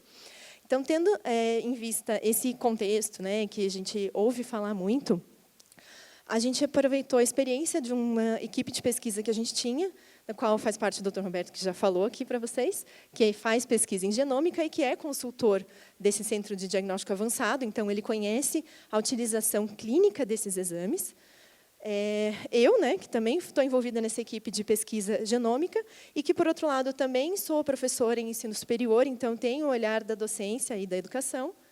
E a Andressa Valengo, que está sentada ali, ela é bioinformata de formação, então ela também faz parte desse nosso grupo de genômica, mas, além disso, ela tem essa habilidade incrível de saber desenvolver aplicativos, que sem ela isso não seria viável, né? Então, ela agregou nesse sentido para essa nossa equipe que teve essa ideia. E qual foi a nossa ideia? Divulgar informações, essas informações sobre essas técnicas moleculares, de maneira que fosse acessível, que fosse didática e que fosse interessante. Porque a gente sabe que não adianta nada você escrever um monte de texto e coisa que, enfim, pode até adiantar. Tem gente que está interessada e vai atrás de ler, mas a maioria das pessoas não vai ter o tempo necessário para estudar aquilo daquela forma, enfim. Então, a gente queria que isso se tornasse uma coisa assim um pouco mais prazerosa e menos cansativa. Então, a nossa ideia foi um aplicativo de celular, pensando que o celular a gente consegue acessar em qualquer lugar. Então, às vezes, você está lá na fila do mercado, né, esperando, não tem nada para fazer, você pega o celular, né, joga nosso jogo, aprende alguma coisa, veja só. Então, aproveitando essa facilidade que a gente tem do celular, de ele estar com a gente o tempo todo. E um jogo, porque é um jogo. Eu, como sou da área da educação, a gente tem essa técnica que a gente chama de gamificação, que não é usada, enfim, só na educação, mas é que a gente conseguir transmitir conteúdos a partir de transformá-los em um jogo. Isso já é mostrado, tem bastante estudo em cima disso, que isso tem um resultado muito bom, né, que as pessoas aproveitam muito o conhecimento adquirido dessa maneira. Né? E também porque a gente tinha essa ideia de deixar isso mais leve e não tão pesado como se fosse, por exemplo, texto ou, sei lá, videoaula, coisas desse tipo. Então, a gente quis colocar dentro desse jogo perguntas que reflitam a realidade clínica, né? E nessa realidade clínica tem um porém. A gente pensou, tá, vamos colocar perguntas. Mas daí, como vocês viram pela apresentação do Roberto, não é que a gente tenha necessariamente um certo e um errado. A gente tem, nesse caso, esse aqui é um pouco melhor que aquele, porque ele vai responder. Agora, se eu fizer aquele, eu também talvez chegue na resposta. Então, a gente levou em consideração essa complexidade e também tentou envolver diferentes tipos de situação. Óbvio que a gente não conseguiu ainda abranger todo o conteúdo possível relacionado a essas técnicas moleculares, porque é muita coisa, a gente tem muitas doenças diferentes, muitas áreas, especialidades médicas, enfim. Mas a gente já tentou trazer vários tipos de situação que pudessem exemplificar, né, vários momentos em que cada técnica faz sentido. E uma possibilidade de aprofundamento. Então, se de repente você é uma pessoa que está bastante interessada naquele tema, você teve essa visão geral ali, trazida pelas nossas perguntas e pelo feedback que a gente dá, já mostra melhor isso, você tem ali no aplicativo um acesso à leitura complementar, a uma biblioteca em que você tem sites que trazem textos, né, com esse tema e artigos científicos que falam de cada um desses temas para você poder acessar e aprofundar o seu conhecimento, se isso for do seu interesse.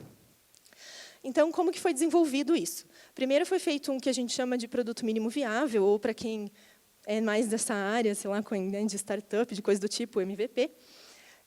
A gente pegou esse produto inicial e levou para testes. Então, a gente mostrou para as pessoas, pediu para as pessoas usarem, para a gente ver se a ideia valia a pena, né, se a mecânica estava boa e se o conteúdo estava ok.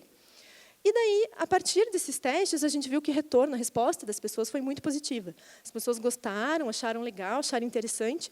A gente falou, então legal, então vale a pena investir, vamos elaborar um produto final, né, assim, mais completo, e esse produto final que eu estou trazendo para apresentar para vocês hoje.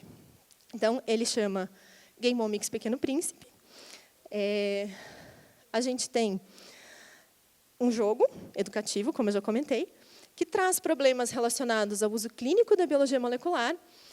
Como que estão esses problemas? Eles estão organizados em desafios, cada desafio com perguntas dentro. Então, esses desafios são temas gerais. No momento, a gente está com 4 desafios ali dentro, né, do aplicativo. É possível aumentar isso. Okay? Cada pergunta tem 4 respostas. Essas respostas são classificadas de acordo com o quão adequada seria aquela resposta. Então, não tem exatamente um certo e um errado. Esse aqui é um pouco melhor, aquele é um pouco menos, assim por diante. E a leitura complementar, que eu já comentei com vocês. Então, como a ideia é um jogo educativo, ele não tem uma pontuação, você não tem assim, o objetivo de ganhar. Né? A gente vai ganhar conhecimento. Então, é possível você explorar o jogo como quiser. Você não precisa acertar a resposta imediatamente. Você pode clicar, olhar a resposta, ler sobre aquele tema, entender, né, aquilo, daí clicar na outra resposta, ler sobre o outro tema. Enfim, a ideia é bem livre, né, para a gente brincar. Então, eu vou mostrar aqui mais ou menos a cara. Né? Essa é a tela inicial do aplicativo. A gente, clicando aqui em jogar, a gente vai para a tela de desafios. Então, aqui é um exemplo de um desafio, daí são, como eu comentei no momento, temos 4. Se a gente clicar no desafio, a gente vai abrir a primeira pergunta, né, com 4 cartões de resposta. Está aparecendo 2, você mexe para cima, vai aparecer os outros, certo? Aí, a gente, tendo lá as respostas, a gente clica numa que a gente ou acha que é a correta, ou, enfim, só estou interessada em ver o que você tem para falar sobre isso, ou estou chutando, não tenho a menor ideia, vou clicar na primeira, enfim, como for. Você clica, ele vai dar um feedback, tanto em cor quanto em texto. Então, se alguém é daltônico, tem problema com cor, não tem problema nenhum. A gente dá um feedback em texto também, falando. Então, são 4 níveis, né? Isso é repetido. Se a gente clicar aqui em ler mais, né, que está ali no nosso feedback, vai abrir uma tela que tem a explicação de por que aquela resposta está ou não adequada, e a leitura complementar sobre aquele tema, que você pode favoritar se quiser. Quero ler depois, mas quero marcar que esse aqui eu me interessei. Depois que você acerta uma pergunta, ela fica, né, verdinha, a resposta mais adequada, e ela permite você ir para a próxima. Se você já está na última pergunta daquele desafio, você vai para a tela final do desafio, muito bem, e daí você volta para a escolha de desafios e pode, né, continuar no jogo até completar todos os desafios. Aqui, como eu comentei, tem essas leituras complementares, que elas também estão organizadas na biblioteca. Na biblioteca aparece o conjunto completo de leitura complementar que a gente tem dentro do aplicativo. E ali na biblioteca você, né, vai ter a possibilidade de favoritar ou de ver quais você favoritou quando você estava dentro dos feedbacks. Certo? E para acessar essa biblioteca, aqui na tela inicial, esse ícone ali no cantinho de biblioteca, aí você consegue olhar, né, toda essa parte de leituras complementares. Então, o nosso aplicativo está disponível para iPhone e para celulares Android. Vocês podem baixar aí já, tá? Se quiserem entrar na loja... Opa, deixa eu voltar. É difícil de apertar esse botão de voltar aqui. Na loja da Apple, dá para buscar pelo nome, Gameomics, ou usar esse link aqui que vocês acham também. Na loja do Google, talvez ainda não tenha indexado a busca, mas ele está lá. Então, se você digitar esse link aqui, tá? É um link curto, por isso que não tem o nome do aplicativo certinho, senão você ia ficar 2, 3 linhas de link aqui para vocês, não ia dar para ler. Tá? Então, é um link curto, você digita esse link, você acessa ele ali na loja, você consegue fazer o download do aplicativo no celular. Okay? A gente deixou aqui nosso contato, então, tanto o meu quanto da Andressa, que é a desenvolvedora. Se vocês, por acaso, usarem o aplicativo e tiverem sugestões, ou tiverem perguntas, enfim, tiverem interessados em alguma coisa, por favor, nos deem feedback, a gente vai ficar bem feliz, ou se tiverem alguma dúvida. Ou se preferir, por exemplo, que a gente mande o link por e-mail para você baixar em casa, tranquilo, manda um e-mail e a gente dá esse retorno para ficar bem tranquilo para vocês. Tá? Se alguém preferir também passar seu próprio e-mail para a Andressa, a gente anota e depois a gente passa isso para vocês. Tá? Então, era isso que eu tinha para apresentar. Deixo o convite para vocês baixarem. Não sei quem está com a internet aqui dentro do teatro, né? Quem quiser baixar e dar uma olhadinha. E daí vou passar de novo a palavra aqui para a nossa moderadora, para a gente passar para o debate. Obrigada. Obrigada. Bom, na verdade, agora só dá vontade de brincar, né? De abrir, de baixar o link e brincar e jogar. Mas, antes disso, a gente vai deixar ali, porque, se vocês quiserem copiar o link, ou escrever no papel, ou tentar no celular, a gente vai dar esse tempinho enquanto eu estou falando para vocês fazerem isso, para não perder a oportunidade de poder acessar esse jogo. A ideia agora é a gente poder ouvi-los um pouquinho mais, né, em função de algumas questões que vocês gostariam de aprofundar. E, antes de entrar no debate, a gente quer trazer para cá a voz das crianças. Nós, aliás, a gente está aqui por causa deles. A gente, nós aqui, e a gente, vocês aí, né? O que nos une, esse propósito comum, todos juntos contra o câncer, nesse caso, é todos juntos para curar as crianças.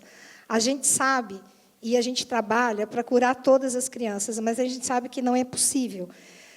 Já que a gente não pode curar sempre, a gente pode cuidar sempre, né? Então, a gente trabalha com essa filosofia dentro do hospital. E para a gente é muito importante ouvi-los, entender o que eles falam, entender como eles sentem esse momento da vida deles, porque é isso que orienta o nosso trabalho. Então, antes da gente debater, eu peço para vocês soltarem um vídeo com alguns pacientes nossos que se dispuseram a fazer um depoimento bem curtinho de como foi para eles essa vivência do câncer. É 1 minutinho só, daí a gente já abre para o debate. Vamos lá? Eu faço tratamento para câncer. Não é fácil passar isso. Tem algumas pessoas que dizem, é só um câncer. Mas não é só um câncer, é uma luta pela sua vida. Para fazer a quimio não dói.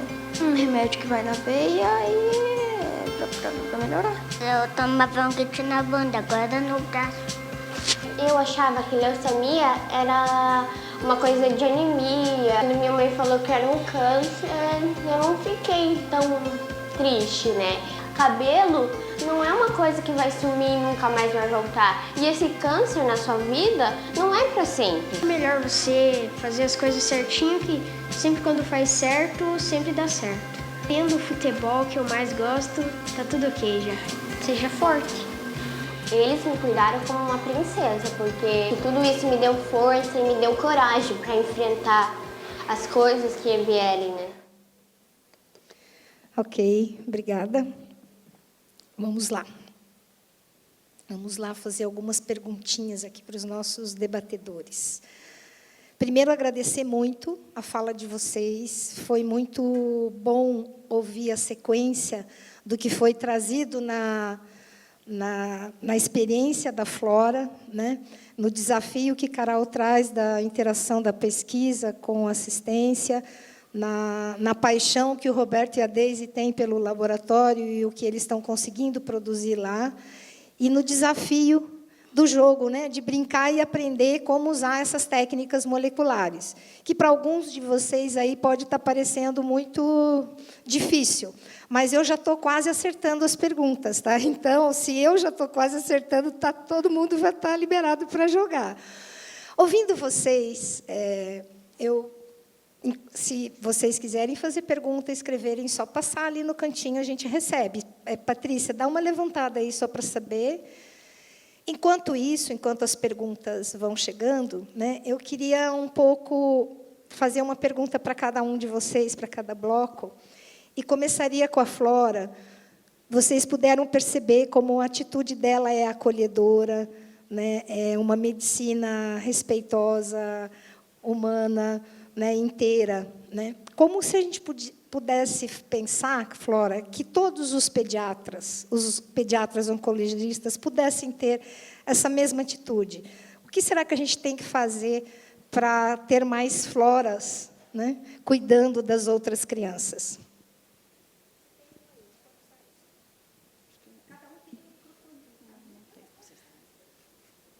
Bom, acho que é uma coisa, para o pediatra, é até inerente, né? Porque quem faz pediatria já gosta mais de criança. Mas, mesmo assim, a história de vida de cada um é de cada um. E a gente não sabe qual é a história daquele médico, daquela enfermeira, daquele profissional que está trabalhando na área de saúde. Então, todo mundo tem que se ver com seus medos. E, às vezes, os medos pegam a gente pelo pé. E temos, às vezes, situações onde a postura, né, digamos, do profissional não é a melhor possível, né, que não é tão acolhedora, que não se coloca na posição do outro. Então, ainda é um grande desafio que a formação dos profissionais de saúde, não só médicos, mas todos os profissionais que trabalham dentro de um hospital, possam ter essa visão humanista, né, caridosa, acolhedora. E acho que isso tem que ser pela formação. Não tem outro jeito de a gente mudar o comportamento das pessoas. Tá joia. Obrigada, Flora. A doutora Flora é presidente do Comitê de Bioética e, cada vez que há um conflito, uma dificuldade, ela é acionada pelos outros médicos, pelas outras equipes. Então, ela já cumpre esse papel de formação na rotina, né, do hospital, no dia a dia. Isso é bastante importante para o hospital e para todas, enfim, para todos os profissionais de saúde, né? Além do Comitê de Bioética, né, a gente ainda tem o Centro de Simulação com curso de cuidados, enfim, a gente tem espaços, né, Flora, de conversas difíceis. Fale, fique à vontade. Então, o hospital tem investido nisso, né, com o Comitê de Bioética. Claro que existem conflitos dentro do hospital pediátrico e, às vezes, o relacionamento, né, médico-paciente, médico-família, no caso, é muito difícil, né, principalmente na UTI pediátrica, né, UTI neonatal, onde os tumores, as crianças com tumores, são crianças, né, muito esperadas, muito valorizadas, e você colocar essa posição para os pais de que nem sempre aquela criança é curável e que vai passar por um cuidado paliativo é uma situação muito, muito difícil e angustiante para todos os lados. E são situações de conflito que a gente tem que, muitas vezes, intermediar, né? Então, essa formação de conversas difíceis, que as pessoas sejam treinadas, né? Então, nesse centro de simulação, né, com atores e profissionais treinados, estamos tentando treinar os residentes e médicos para que possam, né, ser capazes de enfrentar com mais tranquilidade, sem colocar muito em jogo as suas dores e seus medos, né, e ter essas conversas difíceis. E as conversas difíceis serem menos difíceis para o próprio médico e para quem está no meio da conversa, né, a família, o paciente. E é muito bacana nessa questão da conversa difícil, porque a gente vê como é diferente com criança. Aí, normalmente, eles conversam primeiro com o pai e a mãe, né? Porque o paciente é a criança. Aí, tem que combinar como vamos abordar a criança. Tem família que não quer contar, a criança está fazendo quimioterapia e os pais estão tentando negar, né, com dificuldade. Enfim, tem uma delicadeza ao tratar o câncer com a criança, porque tudo tem que ser muito bem cuidado. A doutora Flora dá exemplo dos exércitos, né, que ficam brincando, os leucócitos lá. Eu já vi ela contando essa história para algumas crianças. Então, é isso, a gente precisa se preparar mesmo para poder fazer esse atendimento mais completo, menos dolorido, né? Com mais resultado, né, Flora? Vamos lá, Carol, posso seguir a sequência para vocês?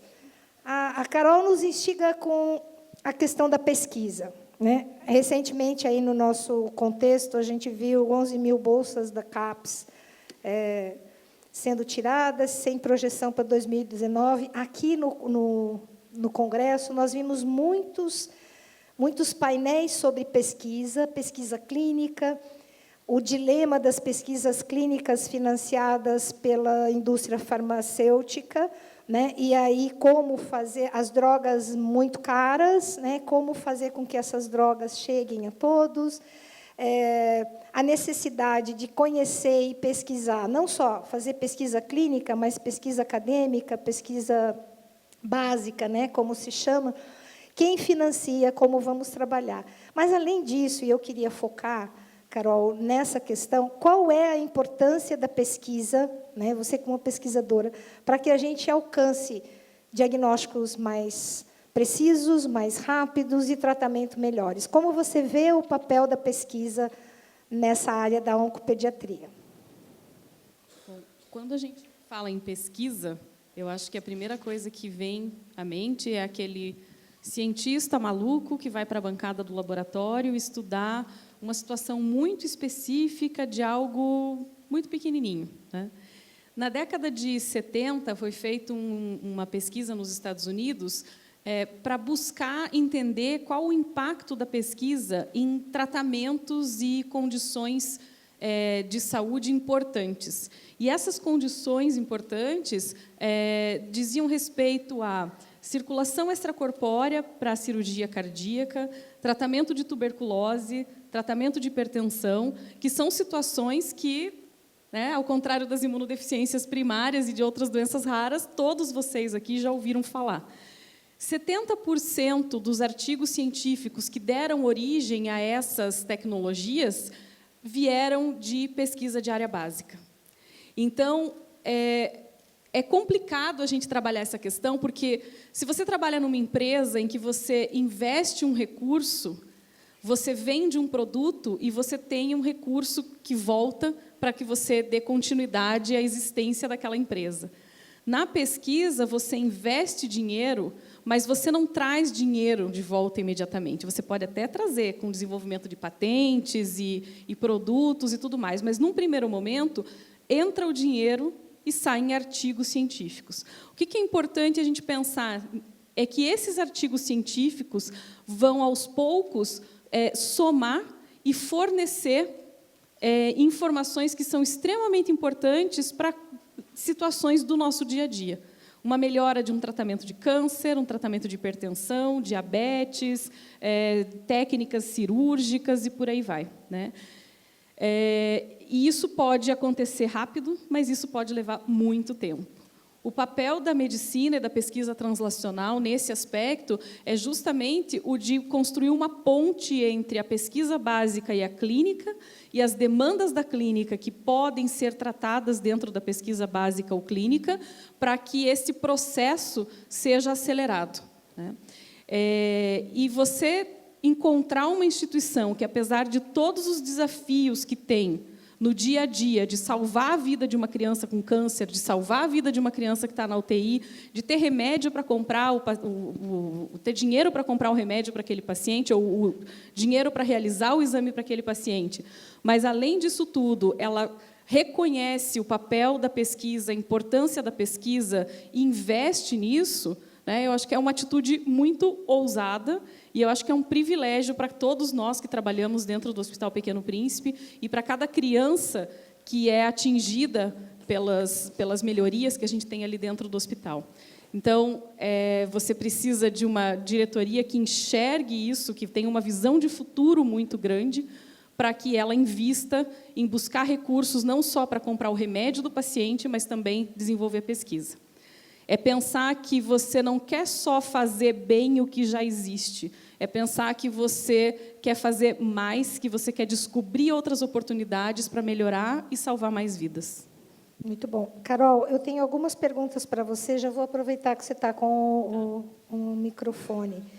Eu vou juntar algumas, tá? Se você esquecer, a gente lê de novo. Qual o impacto dos erros inatos da imunidade em relação aos tratamentos com imunoterapia em câncer? Qual transplante foi feito no personagem João?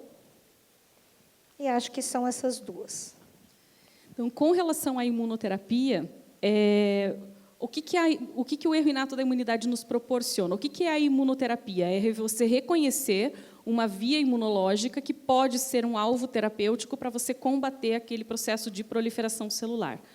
A oportunidade que a gente tem com a questão dos erros inatos da imunidade é que a gente poderia dizer que, ao invés de eu trabalhar, por exemplo, com um ratinho no laboratório, em que eu tenho que criar aquela situação para que ele desenvolva o câncer e eu aprenda o que acontece com isso e como que eu posso controlar, No caso dos erros inatos da imunidade, você tem as crianças, ou mesmo os indivíduos adultos, que têm aquelas alterações genéticas, e, mais importante do que isso, dentro de um contexto geral.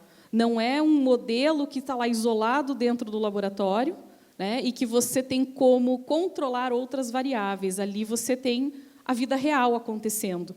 E você pode entender como que aquele defeito genético que deu origem à predisposição a infecções e aumento maior do câncer dentro do grupo dos erros inatos da imunidade, impacta no processo de proliferação celular, e, a partir disso, você identificar novas vias de sinalização que podem ser alvos de mais projetos para se desenvolver novas técnicas, né, e novas estratégias dentro da imunoterapia.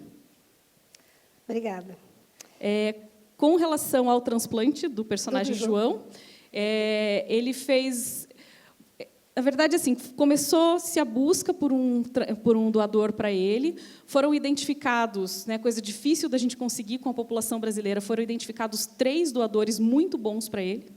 A família ficou extremamente feliz, eles aguardavam ansiosamente esse momento, e, quando entraram em contato com o primeiro possível doador, ele desistiu. Então, quis falar isso aqui porque eu acho que é uma coisa que toca muito a gente quando a gente está diante de uma família dessa, né? A responsabilidade que a gente tem na hora de que a gente se cadastra como um doador de medula. Então, eles ficaram arrasados, mas conseguiram entrar em contato com o segundo doador, e então ele fez um transplante de doador não aparentado.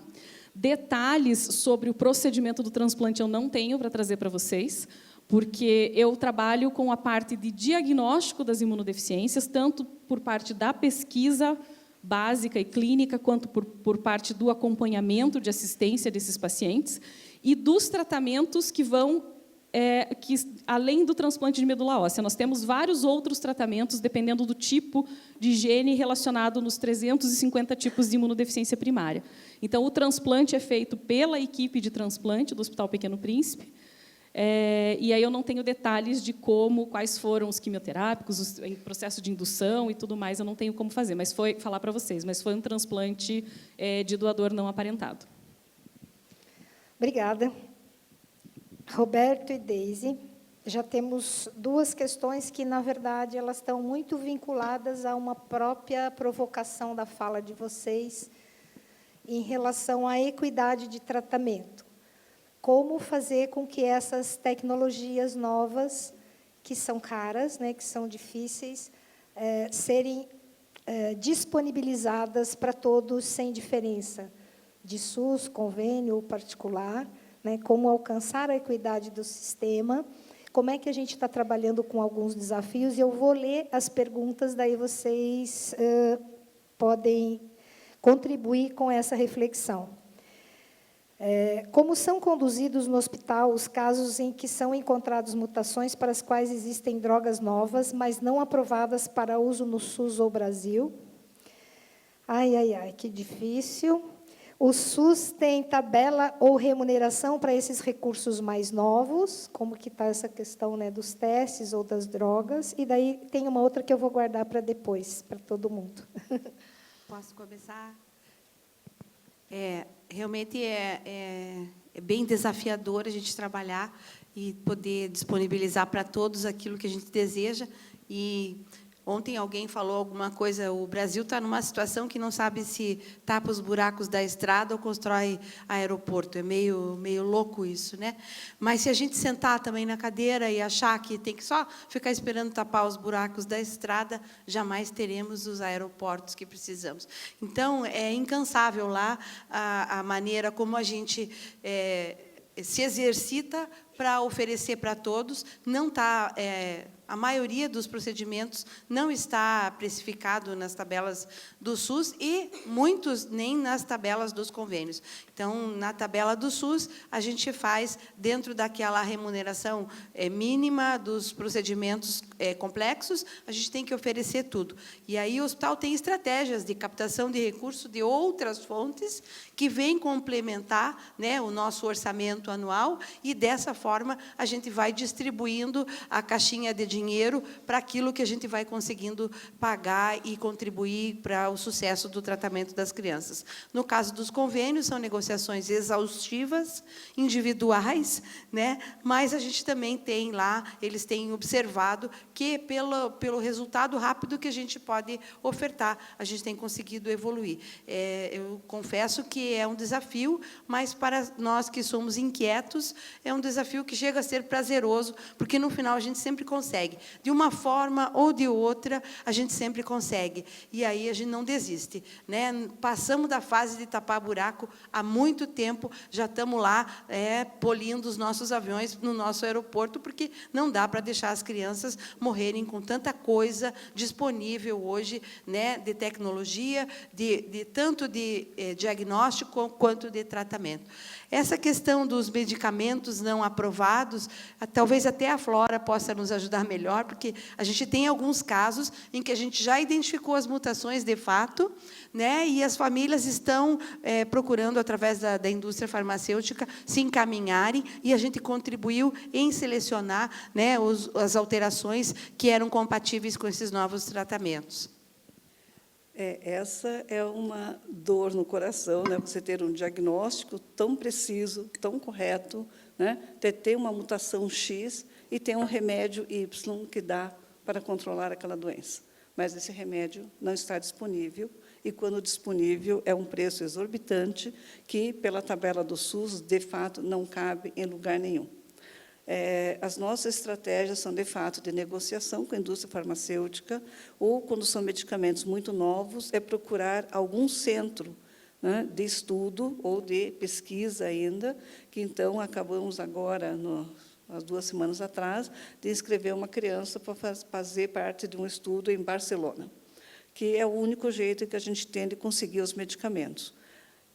Por sorte, ainda não temos tantas crianças, né, com essa identificação dessas alterações, que a gente precise correr atrás do recurso aqui dentro, né, mesmo por judicialização é muito difícil, então é muito mais fácil a negociação com a indústria farmacêutica, sensibilizá-los e procurar algum centro onde estejam usando ainda o medicamento, às vezes em pesquisa ou uso compassivo. E outra coisa que eu queria complementar, antes de passar para o Roberto, que acho que ele também pode contribuir, dentro do hospital a gente tem o escritório de gerenciamento de valor, e a gente tem também um comitê de novas tecnologias. E, quando se fala de novas tecnologias, também temos lá, obviamente, o estudo para os novos medicamentos e tudo mais. Então, tudo isso passa por um grupo multidisciplinar para a gente tomar as decisões em conjunto, né, dentro de um critério técnico que seja aceitável dentro dos princípios de ética e tudo mais, né? Roberto, quiser completar mais alguma coisa, por favor? Obrigado.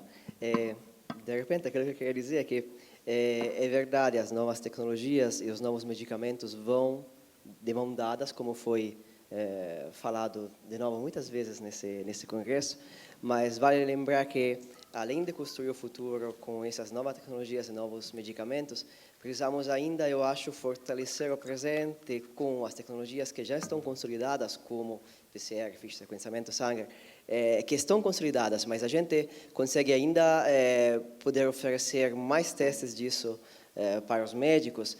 E vejam bem, os protocolos atuais que estão usando terapias não de vanguarda, mas atuais, aquilo que eu quero deixar com vocês não é que são protocolos que têm uma visão para o paciente de ser terríveis. São protocolos que, em muitos tipos de câncer, conseguem uma resposta muito boa e muito forte. Então, aquilo que a biologia molecular pode oferecer ao médico, em primeira instância, que não precisa de nada de funambólico, de absurdo, é uma identificação clara do diagnóstico e uma identificação clara dos grupos de risco nos pacientes. E para fazer isso, não necessariamente a gente precisa pensar num painel de gene. A gente consegue também fazer isso já pensando nos cargos fortes da oncologia, que são a imunofenotipagem, a anatomia patológica. Esses já conseguem dar uma informação forte para o médico.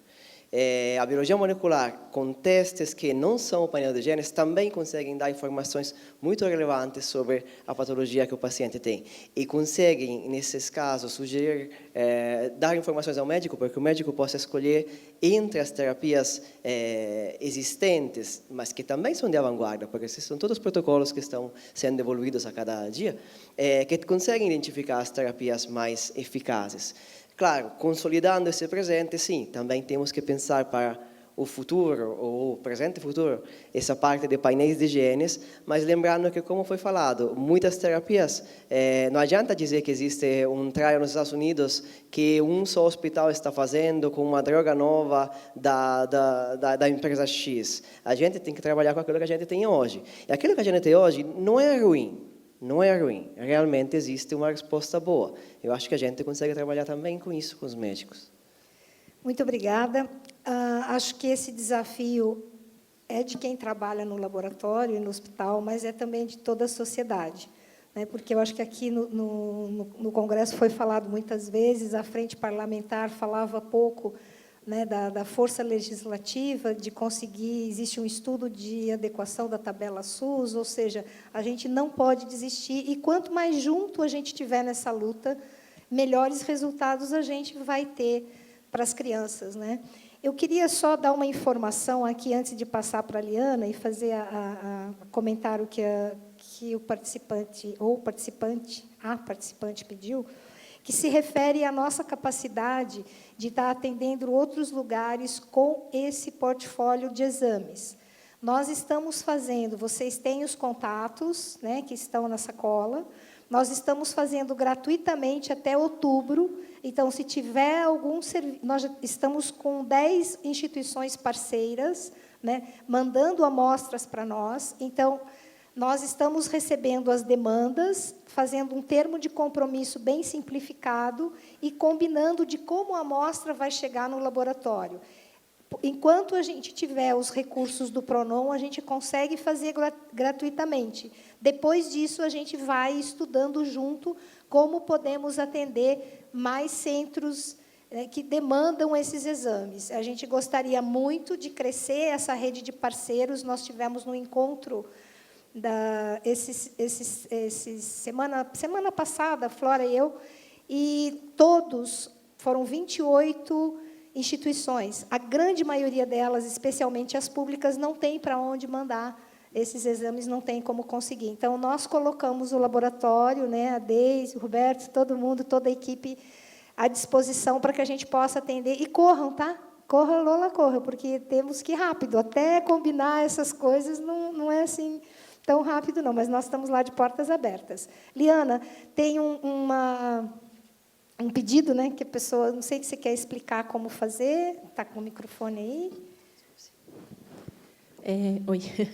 Então, eu não sei exatamente quem foi que mandou, mas a gente percebeu já que em alguns aparelhos, às vezes, o aplicativo dizia que não estava disponível, a gente já enviou uma atualização, em breve já vai funcionar, tá? Qualquer coisa, manda um e-mail, que não tem problema, que a gente avisa quando o Google tiver aceito, né? Porque tem todo um procedimento que a gente envia e o Google tem que aprovar, mas provavelmente muito em breve vai estar 100% dos celulares, dos aparelhos já aceitando sem problemas.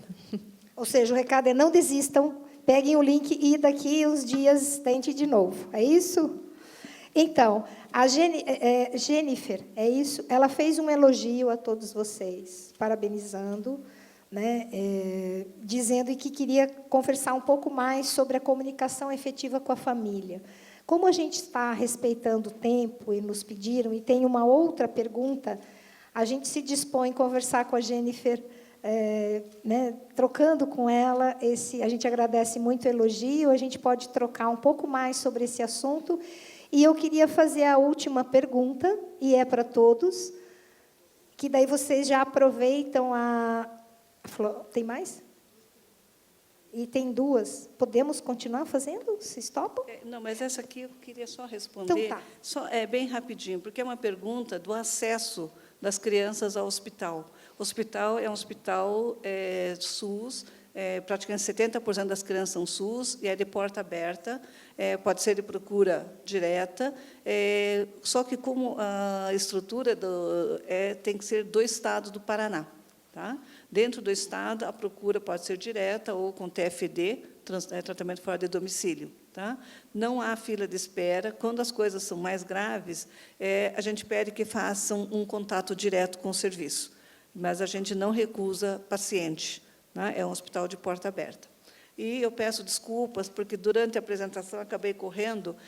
Existe uma equipe multidisciplinar, desculpe aos nossos psicólogos, assistentes sociais, enfermeiras, nutricionistas, mas a gente tem toda uma equipe multiprofissional que atende as famílias e as crianças. Tá? Então, obrigado pela pergunta, foi um esquecimento mesmo.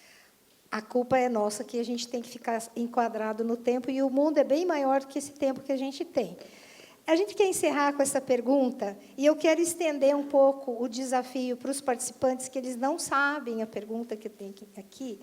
Eu vou fazer uma resposta em nome da instituição, e aí eu gostaria que cada um de vocês se pronunciassem, pensando que a Flora começou dizendo que ela comprou um sonho.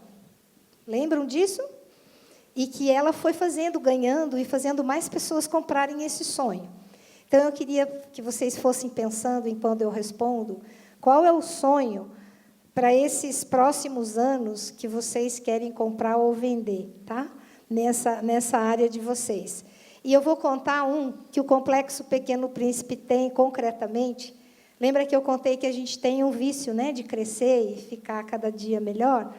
Nós estamos programando, em projeto, uma construção de um complexo mesmo, num único lugar, onde vai ter 2 unidades hospitalares, uma hospital-dia, a outra um hospital complexo, a sede para a faculdade e instituto Pequeno Príncipe, mais um centro cultural, mais um jardim botânico, e a gente está chamando de Pequeno Príncipe Norte, porque ele vai ficar no norte da cidade.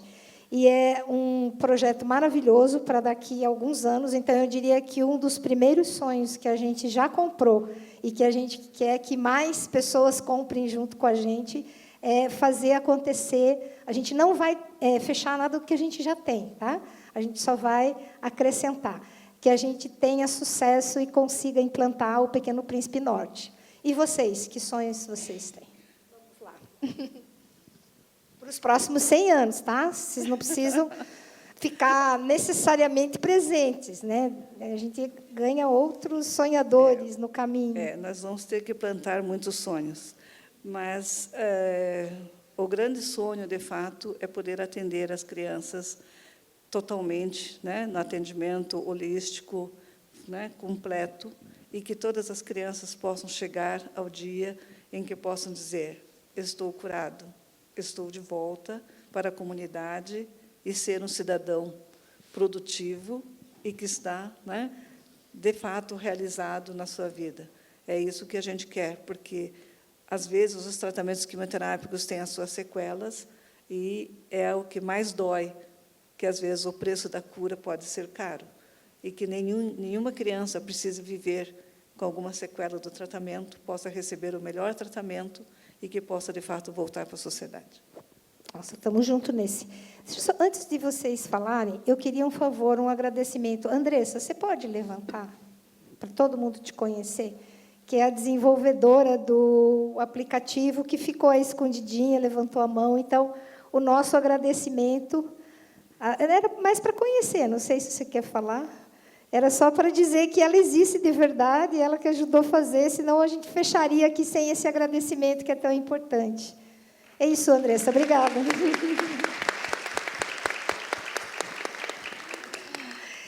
Vamos lá? 100 anos, então, certo? Não, eu acho... Então, quando a gente fala de cura de câncer, né, quando sai algum artigo no jornal que, assim, foi descoberta a nova cura do câncer, eu sempre olho assim, com aquela cara desconfiada, porque é que nem falar um antibiótico que serve para tudo, né? Não existe. É que nem a cura do câncer para tudo, é difícil ter. Não vou dizer que é impossível, porque cada vez que alguém fala que alguma coisa é impossível, no dia seguinte aparece. Então, vou dizer que é impossível a cura do câncer, que vai que seja errado, né? Vai que dá certo, que daí eu sou errado amanhã. Mas, enfim, uma cura para todos os tipos de câncer é difícil ter, mas eu gostaria que a pesquisa avançasse o suficiente para que cada câncer possa ser enquadrado nas suas características tão bem que possa ser curado, né? Então, acho que isso é aquilo pelo qual, na verdade, cientistas muito maiores do que eu estão lutando, né? Então, acho que a visão de todos os cientistas que trabalham com câncer é isso, entender tão bem que daí possa ser curado. Que legal. Então, meu sonho vai mais no sentido, não distante disso, eu gostaria muito, né, que essas pesquisas acontecessem, mas mais no sentido da equidade. Então, eu acho que o sonho que eu queria trazer é que a gente aqui no Brasil não sentisse como se a gente está um passo atrás. A gente sempre sente que a gente está um passo atrás. Ou seja, o mundo já inventou um monte de coisa, mas a gente ainda não chegou lá. Então, eu queria que esse sentimento fosse embora e que a gente sentisse que realmente nós brasileiros temos acesso a todas as melhores tecnologias e melhores medicações e tudo que existe para atender não só as crianças, mas a população como um todo. Esse é meu sonho. Legal. E meu sonho é que a gente consiga chegar num nível que a gente não precise ficar preocupado com o tratamento, mas muito mais com a prevenção. Há muitas coisas em que a gente pode prevenir. E o câncer, hoje, há pouco a gente estava falando no diagnóstico precoce, boa parte de alguns cânceres são preveníveis, né? Alimentação saudável, etc. Então, que a gente chega numa evolução tal que a gente comece a trabalhar mais a prevenção do que a cura. Obviamente, nós estamos nos empenhando demais pela cura, e uma coisa que me toca muito é eu não posso ver uma mãe chorando no corredor porque perdeu seu filho. Então, eu quero trabalhar, meu sonho é para que, cada vez mais, a nossa entrega para a sociedade, no nosso índice de mortalidade, que está cada vez melhorando mais, a gente possa entregar para a sociedade um índice cada vez menor, que é isso que eu trabalho incansavelmente, diariamente, com toda a equidade, e daí é para todos, né? Obrigada, Deise. Super legal. Estamos juntos em todos, tá? Até agora. Bom, o meu sonho, acho que soma cada um desses, e eu vou acrescentar mais um. Dentro da carreira médica, eu fiz uma opção, que foi a de não ficar dentro do meu consultório fazendo o diagnóstico, que eu já acho que é uma profissão, como que eu falo? Uma ação extremamente nobre de você receber um paciente no seu consultório, de você escutá-lo, de você fazer um diagnóstico, de você acolhê-lo num diagnóstico de doença grave e rara, que é o que eu faço com os erros inatos da imunidade, de você discutir com ele as opções de tratamento e tratar. Mas, além disso, a busca por incentivar, né, novos cientistas, novos médicos, e disseminar o conhecimento para que menos famílias, quem sabe um dia nenhuma família, passe pelo que eu vejo as famílias que chegam até nós no Hospital Pequeno Príncipe passarem, de tanto sofrimento, de tantas perdas, por se tratarem de doenças genéticas, de doenças hereditárias. Então, acho que é isso. Meu sonho é ver um monte de novos cientistas e médicos dedicados às doenças raras por aí.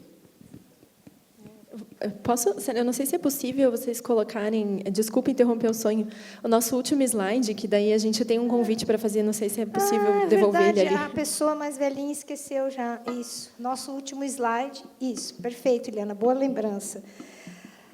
Assim, o nosso sonho é que vocês se tornem amigos do Pequeno Príncipe, quem não é, porque a gente é um bom amigo e a gente gosta de receber. Então, a gente gostaria de receber, nos próximos 10 meses, visita lá no hospital, estabelecer parceria, né, para a gente ficar mais forte juntos, né? E a gente tem aqui, e podemos encontrar vocês, já é um convite formal. Graças a Deus tem gente mais nova na mesa que lembra, que as velhinhas esquecem. O nosso Congresso Criança é o 5º Congresso Criança, é um congresso internacional que acontece no ano que vem, e seria um prazer e seria muito produtivo a gente contar também com a presença de vocês lá, e ele é muito rico, é um congresso que vale a pena, né? E a gente está preparando ele também com muito carinho. Então, todos convidados, a gente se vê no congresso. É isso?